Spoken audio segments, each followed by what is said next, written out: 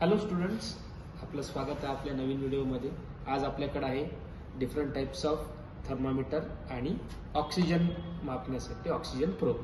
First आहे infrared type of thermometer. You can see here.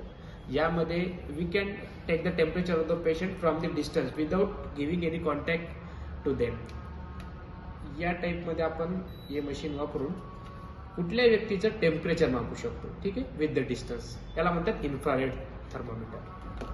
Second आहे, हे आहे डिजिटल फॉर्मचं थर्मामीटर.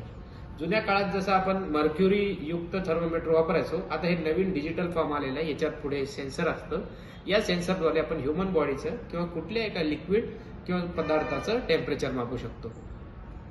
या फॉर्ममध्ये इथे बटन दिलेलं आहे. बटन दाबलं की त्या व्यक्तीचं टेम्परेचर आपण घेऊ शकतो. आता साईट्स कुठल्या कुठल्या बाबा, हे आपण सगळ्यांच्या घरामध्ये इझिली अवेलेबल आहे. पहिली साईट आहे सबलिंगल, म्हणजे आपल्या जिभेखाली ठेवून हे बटन दाबायचं आणि हे थर्मामीटर स्वतःहून आपल्याला किती रिडिंग आलेली आहे ते दाखवणार आणि बज पण करणार. सेकंड साईट आहे अंडर युअर आर्म्स. ठीक आहे, आर्मपिट मध्ये ठेवायचे आणि हे बटन जर दाबलं तर स्वतः हे टेम्परेचर घेऊन आपल्याला ती रिडिंग्स देणार.